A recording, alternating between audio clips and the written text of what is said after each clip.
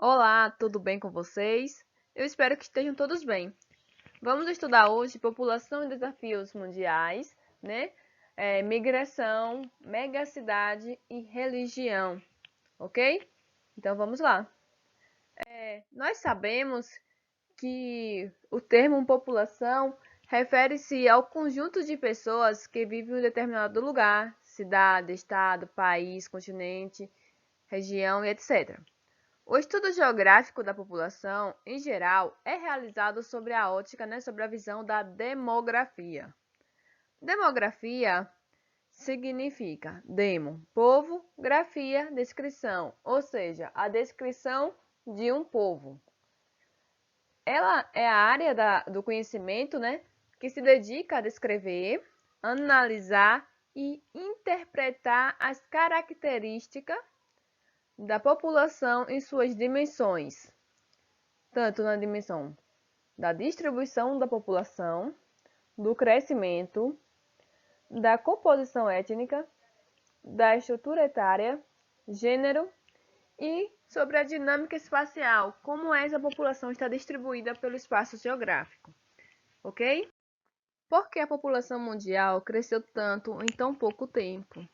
Bom, para compreender esse crescimento, também conhecido como crescimento natural, ou crescimento vegetativo, deve-se levar em conta, né, a análise de duas taxas: as taxas de natalidade, que é o número de crianças nascidas vivas no período de um ano, e também a taxa de mortalidade, que é o número de óbitos ocorrido no período também de um ano.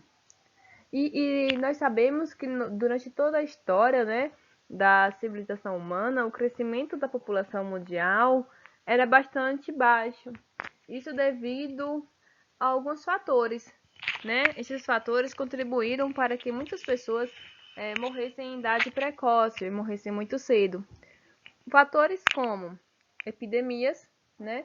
Que é um grande surto de doenças, principalmente virais, né? Em um determinado período, em uma determinada região. Temos também as doenças essas como, por exemplo, o câncer, apendicite, diabetes, que não tinham tanto tratamento na época, né? E várias pessoas não procuravam médico porque não tinham uma assistência médica hospital, uma assistência médica adequada, né? Os hospitais eram muito longe, eram mais concentrados nos espaços urbanos. E nós sabemos que antigamente a população vivia mais nos espaços rurais, né? E não tinham uma facilidade tanto de transporte como de moradia para permanecer nos espaços urbanos. Então, muitos morriam à míngua, podemos dizer assim, tomando chá com essa ervas do mato, né? E procurando solucionar o problema, mas muitas vezes não tinham essa solução, então eles morriam em idade precoce. Outro fator também foram as guerras, né? A Primeira e a Segunda Guerra Mundial deixaram um grande contingente de pessoas mortas, mas também é, há, houveram, né? E há também histórias que narram que os conflitos por territórios também deixavam muitas pessoas mortas. Então, essas guerras, tanto as mundiais quanto as guerras locais por território, contribuíram para que muitas pessoas morressem em idade precoce. Além disso, também temos outro fator bastante significativo, que era a fome. Muitas pessoas morriam porque não tinham alimento. Nós sabemos que o planeta Terra ele é capaz de produzir alimentos para suprir toda a população mundial. Porém, há uma coisa chamada má distribuição. Uma má distribuição de renda impossibilita que todos tenham acesso igualitário à alimentação, né? E essa desigualdade, essa má distribuição provoca desigualdade social, onde muitos, né, têm pouco e poucos têm muito. Então, essa questão dessa fome, principalmente das pessoas, imagine aí antigamente as pessoas que moravam em espaços rurais, quando chegavam à idade de 70, 80 anos, que não aguentavam mais trabalhar, Nós sabemos que a previdência social, ela não está presente em todos os países, né? Aqui no Brasil, nós ainda temos a previdência social com alguns ajustes, né, para ser feito, com muitas fraudes, mas ainda temos esse direito enquanto cidadão. Mas há outros lugares que não têm esse programa. Então as pessoas teriam que trabalhar a vida toda, dependendo dos filhos, caso tivesse, né, caso os filhos quisessem também cuidar dos pais. E também ter que manter a casa, né? Então, a fome, as guerras, as doenças, as epidemias contribuíram para que a população mundial pudesse morrer em idade precoce. Ainda falando, né, sobre o crescimento da população, houve uma redução da taxa de mortalidade. Isso porque as condições higiênicas e sanitárias foram melhoradas, as pessoas tiveram mais acesso à higiene, né? Não aqui me referindo à higiene pessoal, mas à higiene coletiva, tiveram rede de esgoto. O Brasil melhorou muito ao longo dos anos, sim. Ainda precisa melhorar bastante, mas esse avanço nas condições higiênicas e sanitárias contribuíram para que as pessoas não morressem também, né, em idade precoce. Outras coisas, como a descoberta da vacina, contribuiu para a redução da taxa de mortalidade, assim como a realização de vários exames. Se houve um avanço na medicina, né, houve também um avanço na questão de exames mais detalhados, que dão com precisão mais os resultados mais precisos. E isso facilita o médico, né, a buscar alternativas para que a pessoa seja curada, né? E os novos medicamentos. Se houve um avanço na medicina, novas pesquisas foram realizadas, novos medicamentos foram descobertos. E isso contribuiu para que a população vivesse cada vez mais, certo? Esses fatores, né, que contribuíram para a queda da taxa de mortalidade, em contrapartida, contribuiu para que houvesse um crescimento da população, onde no ano 2019, né, mais precisamente lá no início, em março de 2019, houve a divulgação que a população mundial atingia a marca de 7 bilhões e 125 milhões de habitantes. Esse foi um número divulgado no ano de 2019, uma estimativa, né? Por isso que está aqui em torno. E esse número ele pode sofrer alterações agora, principalmente porque estamos enfrentando uma grande pandemia, né? E há um grande contingente de óbitos em alguns países e que, consequentemente, vai ter uma nova forma, um novo modelo de população mundial, né? Da população mundial, onde será mudado muitas coisas, principalmente nos números e a configuração das faixas etárias dos países, né? Da pirâmide etária. Mas isso ainda é assunto que vamos ver daqui a pouco. Mas de uma forma ou de outra, com pandemia ou sem pandemia, a distribuição da população mundial ela está atrelada a uma forma heterogênea, uma forma desigual, onde percebemos aqui que há lugares que têm um maior contingente populacional, né? Um grande número de pessoas em um mesmo país, em um mesmo local, uma mesma região, e há lugares que não tem quase nada, há um pequeno contingente de pessoas, né? Esses lugares que abrangem pequenos contingentes populacionais têm alguns fatores, principalmente climáticos e econômicos, que atribuem para essa configuração, né, populacional. E há também locais que não existem moradores, denominadas de áreas desérticas, né? O deserto do Saara, aqui mais próximo, né, no Egito, aqui no Polo Sul, né, na Antártida, não tem quase ninguém morando. Parte da Rússia, né? Não é apenas um deserto de sol escaldante, de temperaturas que atinjam mais de 40 graus ao dia e à noite menos de 0 grau. São áreas que não habitam pessoas, né? Então, essas áreas que não habitam ninguém são denominadas de áreas desérticas. Há também locais que são bastante populosos, como a Ásia, né? Aqui,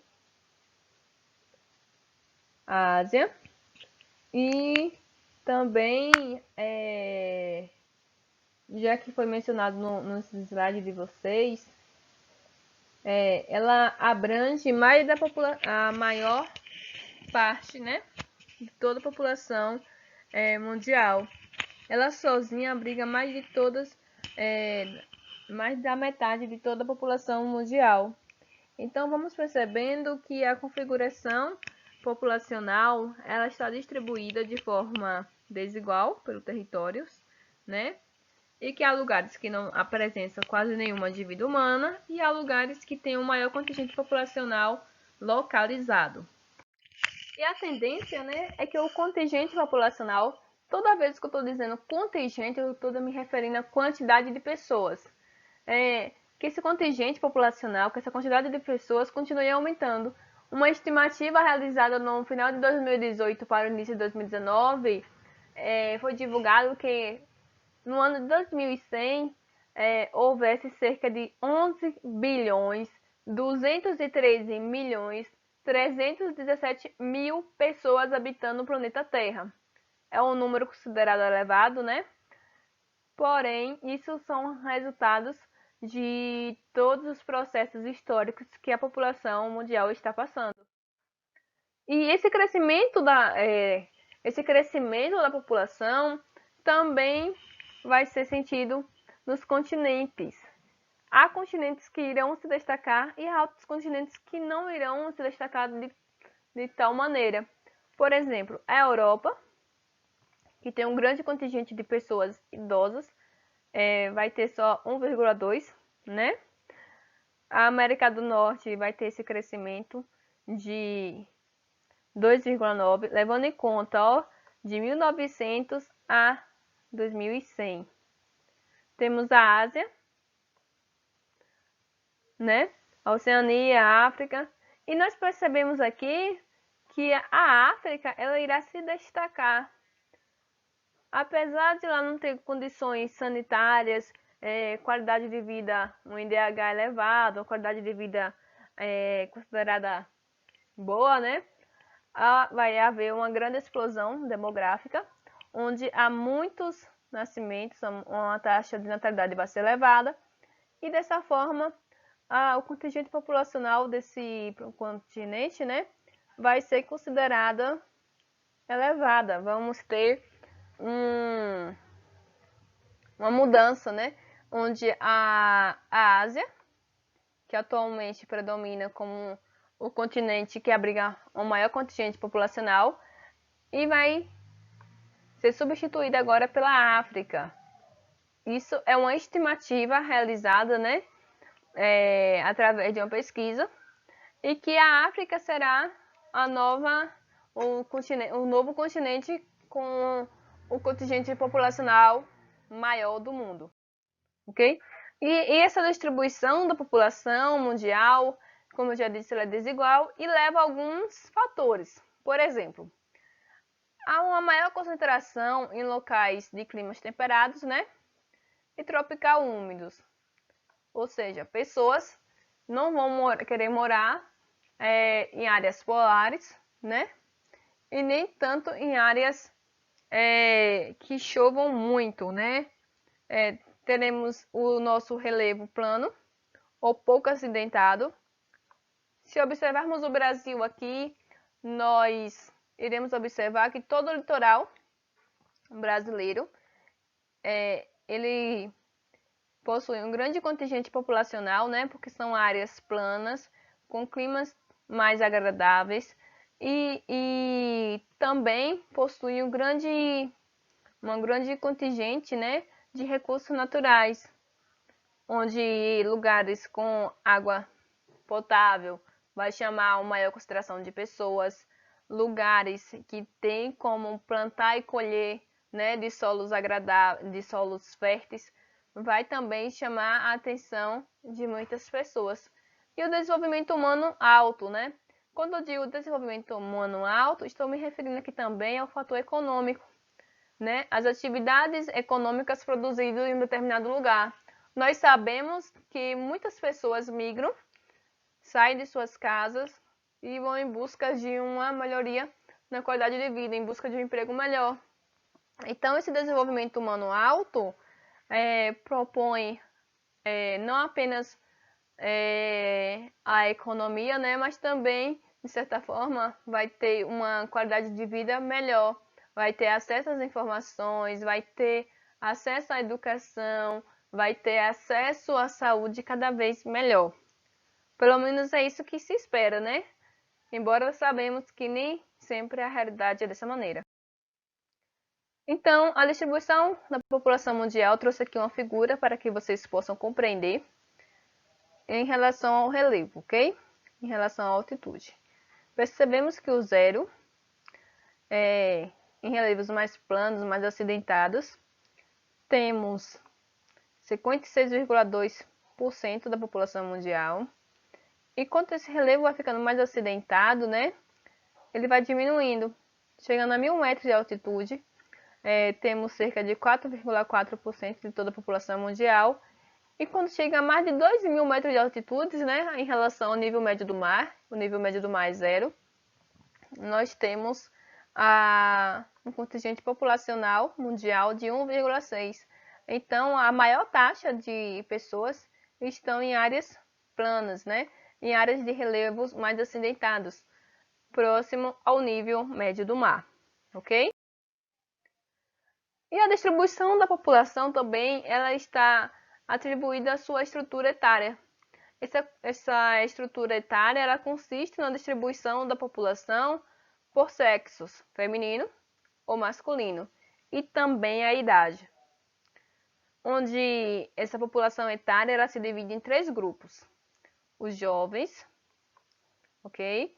Que vai de 0 a 14 anos, os adultos de 15 a 64 e os idosos a partir de 65 anos em diante. E esse estudo da estrutura etária faz-se através de uma pirâmide etária.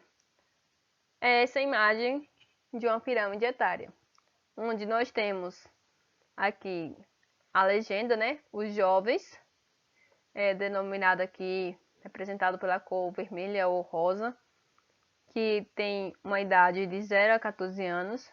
Então, nós pegamos aqui, ó, de 0 a 14, ok? Aqui, 0 a 14. São os jovens. Os adultos, que têm uma idade de 15 a 64, que estão representando pela cor azul, de 15, observe, 15 a 64, ok? 15 a 64. E os idosos a partir de 65. De 65 adiante. E nós temos duas configurações, né, de pirâmides etárias diferentes. Nós temos a África, onde possui uma base larga. A base é isso aqui, ó. Larga, significa que há um grande número de crianças nascidas, uma grande taxa de natalidade, enquanto a Europa tem uma pequena taxa de natalidade, chegando apenas a uns 2,5 por aí, enquanto a África chega próximo a 8. E toda a pirâmide etária ela é dividida em 2 partes, homens e mulheres. Há uma grande diferença também nesse sentido. Há um sexo, né, que vive mais do que o outro devido a vários fatores que iremos estudar daqui a pouco. Então, a África ela possui uma base larga, né, significa que há uma grande taxa de natalidade, enquanto a Europa, observem aqui o nome, ó, Europa no ano 2006 e a África no ano 2006. São 2 pirâmides etárias de 2 continentes diferentes. Eu trouxe logo para que vocês compreendam e façam essa analogia, essa comparação, né? A Europa ela tem uma taxa de natalidade considerada baixa em relação à África. Porém, a África, ela tem essa configuração de ser uma pirâmide, né? Ela faz esse triângulo, onde nascem muitas crianças, vai vivendo, vivendo, vivendo e vai morrendo. Quanto mais pessoas morrerem, mais fina vai ficando lá em cima, né? Menos pessoas vai tendo naquela faixa etária. Já a Europa, não. A Europa está passando por uma fase transitória, né? Uma fase transitória da demografia. E isso explica que uma queda da taxa de natalidade e a população da Europa estão vivendo cada vez mais. Observamos aqui que na África, ó o tamanho da representação, né, de contingente populacional há mais de 80 anos. Quase a mesma coisa entre homens e mulheres. Já na Europa, nós observamos esse contingente aqui, ó, muito maior, onde temos cada vez mulheres vivendo mais do que os homens, devido a vários fatores, né? As mulheres se cuidam mais, vai mais ao médico, fazem mais exames. Em relação aos homens, bebem menos, né? Algumas. Sabemos que essa regra não se aplica a todas, né? Então, as mulheres também têm trabalhos menos arriscados, né? Então, os homens, eles eventualmente são propícios a viver menos do que as mulheres. E dando sequência aqui, há uma diferença nessas pirâmides etárias de países desenvolvidos, como a Europa, né, que eu trouxe anteriormente, é considerado um continente desenvolvido, né, que tem uma taxa de natalidade baixa, por isso que a base é estreita, né? Há uma elevada esperança média de vida, por isso que a base aqui, ó, a base não, o topo é largo, porque a esperança de vida é alta, né? Há um grande contingente de pessoas que vivem há mais de 80 anos. Tem uma pequena proporção de jovens. Ó, os jovens aqui, ó. É pequeno, né? Uma pequena taxa. É uma pequena quantidade de pessoas jovens. Tem um crescimento demográfico reduzido, porque a taxa de natalidade cai. Então, o crescimento da população ele é reduzido. E tem uma grande contingente de população envelhecida, né? Populações que vivem há mais de 80 anos. Isso quando se fala em países desenvolvidos, né? Eu trouxe aqui a pirâmide do continente da Europa, ok? E quando eu digo países desenvolvidos, eu trouxe a comparação do continente africano, onde temos a taxa de natalidade elevada, ou seja, a base ela é larga, chegando a atingir a 8%, ó, tanto para homens quanto para meninas, né? Tanto para meninos quanto para meninas, mulheres e homens. Temos uma esperança média de vida baixa, por isso que o topo é estreito, tem poucas pessoas que vivem há mais de 80 anos. Grande proporção de jovens, sim. Há uma grande quantidade de jovens, porque a taxa de natalidade é considerada alta, então vai ter uma grande quantidade de jovens, né? Um forte crescimento demográfico, sim, porque a taxa de natalidade é alta, então vai ter muitas crianças nascidas, né, nesses países em desenvolvimento. E temos também uma população jovem considerada muito elevada, né? Então, essas são algumas configurações da população de uma pirâmide etária de um país em desenvolvimento. Só para recapitular aqui, só para fazer uma pequena revisão. Pirâmide jovem ou crescente, a base é larga e topo estreito. Viu? Uma grande quantidade de pessoas que nascem, porém o topo significa que poucas pessoas vivem há mais de 80 anos, por exemplo. Pirâmide adulta ou em transição, a base e centro são largos. Base e centro ou seja, há uma transição que está sendo ocorrida, e ela vai deixando de ser crescente e passa a ser agora uma pirâmide adulta, ok? Temos a pirâmide idosa ou decrescente, que a base fica estreita em relação ao topo. É como estávamos observando, quase observando, né, na pirâmide etária da Europa, onde ele está passando por uma transição e daqui a pouco vai chegar a atingir a pirâmide etária considerada idosa ou decrescente. Bom, isso foi antes do Covid-19, né? A grande quantidade de pessoas que faleceram lá, principalmente os idosos nesse período de pandemia, vai contribuir significativamente para que haja uma nova configuração dessas pirâmides etárias.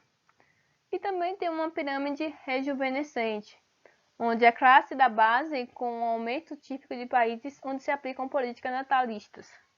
Ou seja, há países que a taxa de natalidade é tão baixa que eles incentivam os pais a terem filhos, né?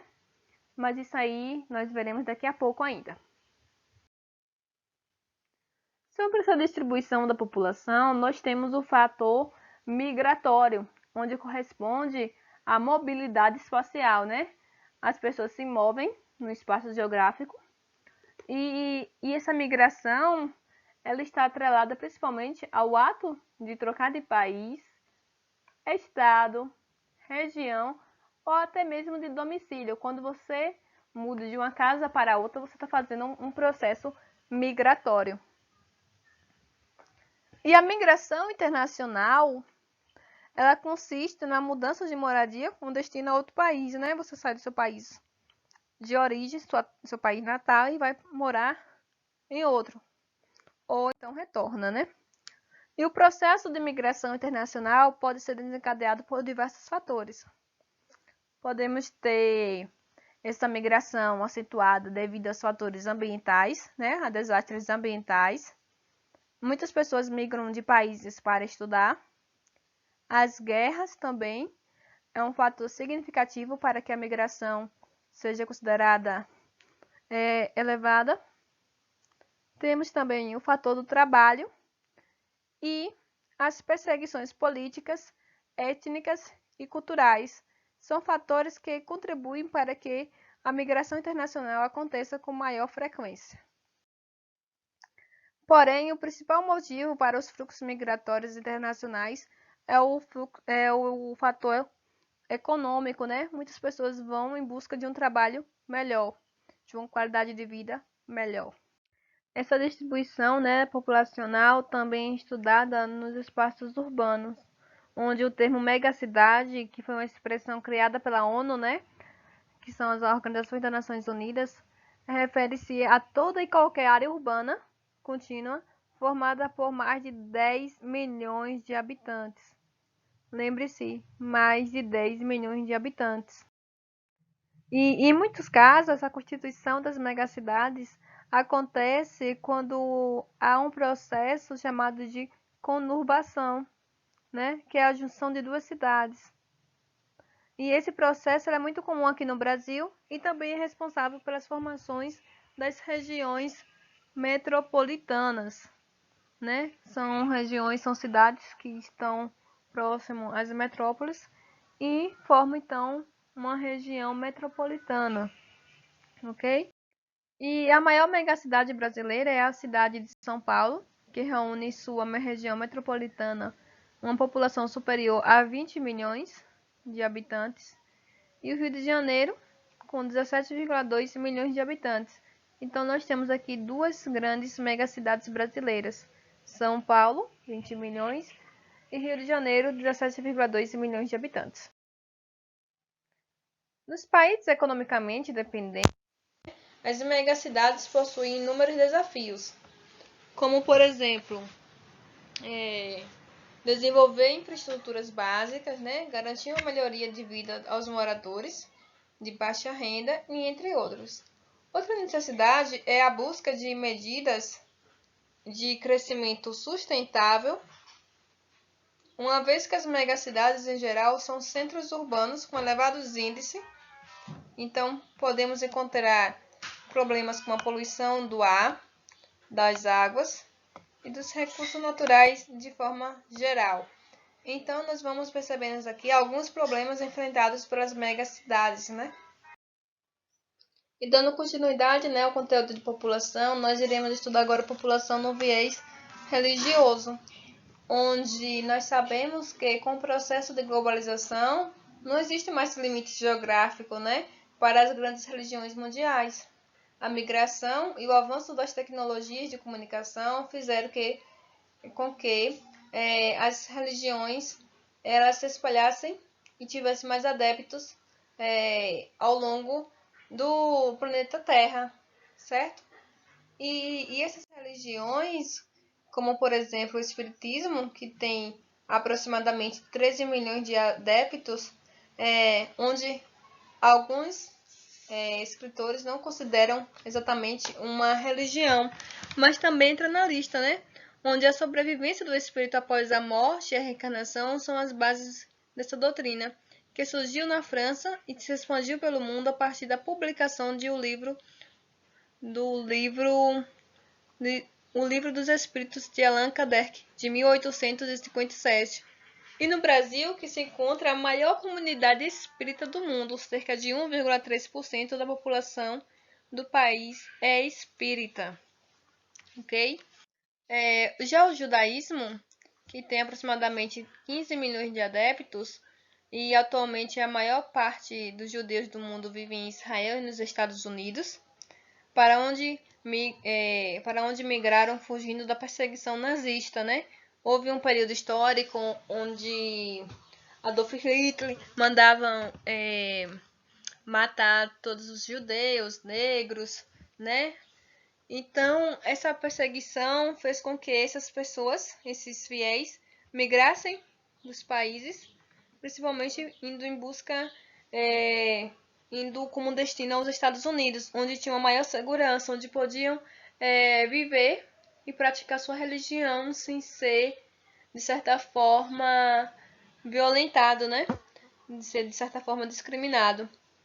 E mesmo assim, os judeus representam somente 1,7% da população norte-americana. Porém, essa configuração ela pode ser mudada, né, daqui a uns 50 anos, onde foi realizada uma pesquisa que diz que a religião, né, dos muçulmanos, o judaísmo, eles podem ser pode sofrer uma mudança, sendo que o judaísmo pode obter um maior contingente de fiéis do que a religião cristã, né? Do que a religião católica apostólica romana, certo? Outra religião bastante conhecida, né? E está sendo cada vez mais dizimada pelas redes sociais, é o budismo, que tem aproximadamente cerca de 376 milhões de adeptos. E essa doutrina ela se baseia nos ensinamentos de Siddhartha Gautama, ou o Buda, 600 anos antes de Cristo. Ela busca a realização plena da natureza humana. Essa existência é um ciclo contínuo de morte e renascimento, no qual vidas presentes e passadas estão interligadas. Como era de se esperar, essa religião oriental é a principal doutrina em vários países do Sudeste Asiático, como Camboja, Laos, Birmânia e Tailândia. No Japão, ela é a segunda maior religião do país. 71,4% da população é praticante. Muitos japoneses praticam mais de uma religião, portanto são contados mais de uma vez. Então, nós percebemos que a religião Buda, que é aquela que diz que você não é o mesmo há uma hora atrás, né? Ele está baseado, está localizado principalmente, essas piadas estão localizadas principalmente no continente asiático, mas também tem adeptos ao longo do planeta Terra. Já o cristianismo, né? Que continua sendo a doutrina com mais adeptos no mundo todo, com cerca de aproximadamente 2,2 bilhões de adeptos. ela está tendo umas mudanças significativas ao longo do período, né, desses anos. Na Europa, há um século atrás, 2/3 dos cristãos viviam na Europa. Hoje, os europeus apresentam apenas 1/4 dos cristãos.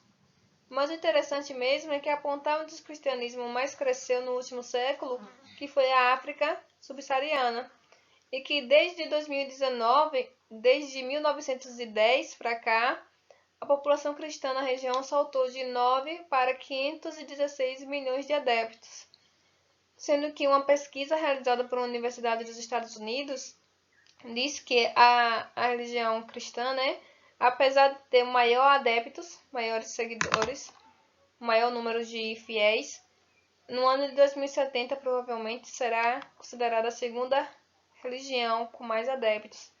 E o primeiro lugar irá para a religião islâmica, né? Onde os muçulmanos irão ter o maior contingente de adeptos, de fiéis. E um fato interessante também é que o número de ateus ou sem religiões irá diminuir, né, nesse período de 70 anos. Mas isso aí tudo configura uma população, como a população mundial ela está inserida, e como um fato religioso ela contribui de certa maneira para a compreensão e análise da história humana. E dessa maneira foi a nossa revisão, né? Revisei em um slide só todos os conteúdos e uma excelente prova. Beijo, beijo.